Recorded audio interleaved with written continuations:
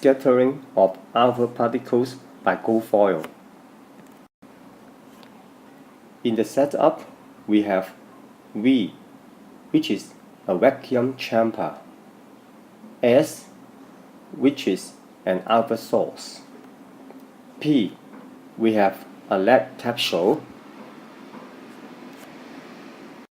G is a thin gold foil, and C is a scintillation counter used to count the number of alpha particles. Why vacuum chamber is used? Because alpha particles have very short range in air, about a few cm.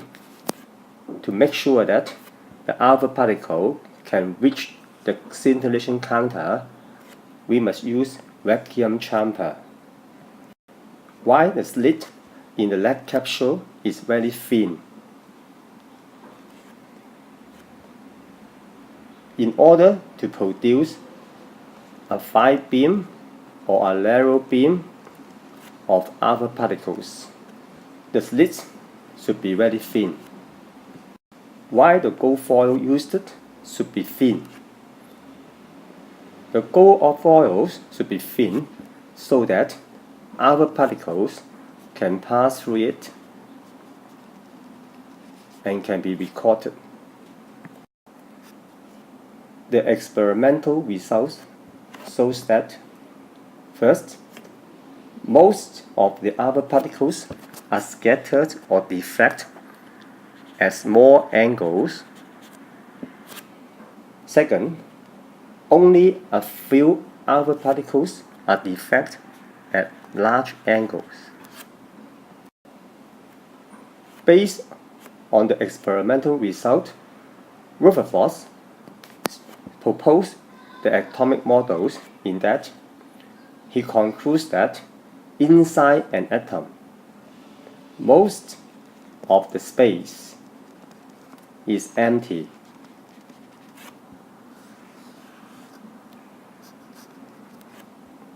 Second, he says that the positively charged and the heavy nucleus is tiny, situated at the center of the atom.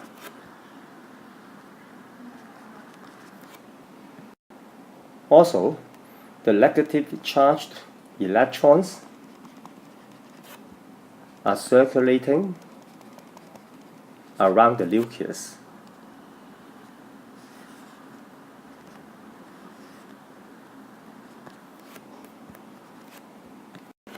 In the diagram, when the positively alpha particles is approaching the positive nucleus of the gold foil in the directions as shown, due to the repulsive force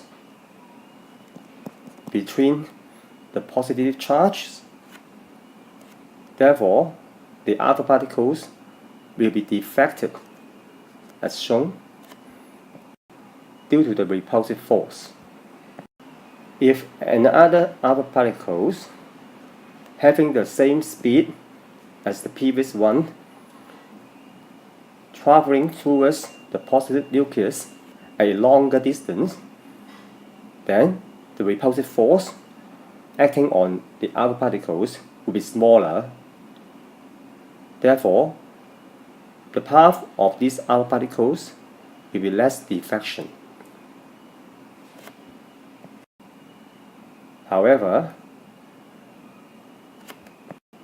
if the alpha particles of the same speed traveling at directions which is nearer to the positive nucleus, then it will result greater repulsive force. Therefore, the diffraction of these alpha particles is larger. If an alpha particles traveling towards the positive nucleus along the line join the alpha and the nucleus, then it will be deflected in the backward direction.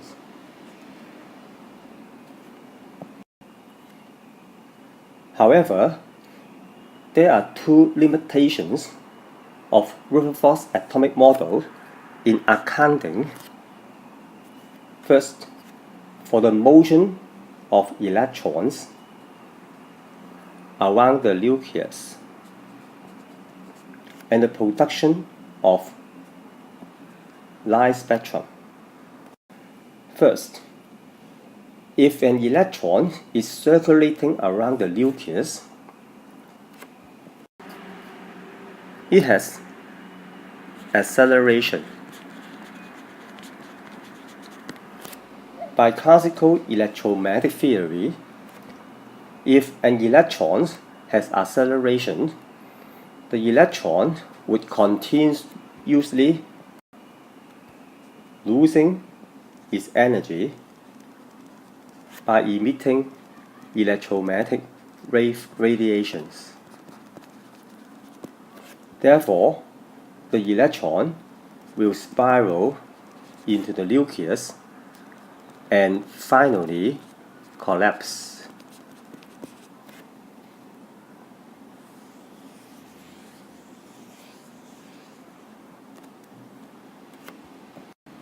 However, in the real case, the electrons would never collapse.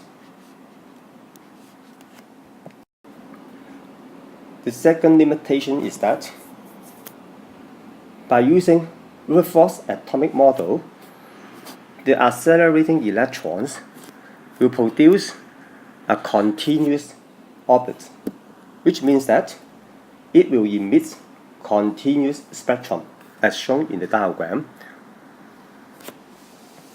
However, when the light emits from a gas discharge tube, which contains a lot of gas atoms, is viewed through a deflection grating.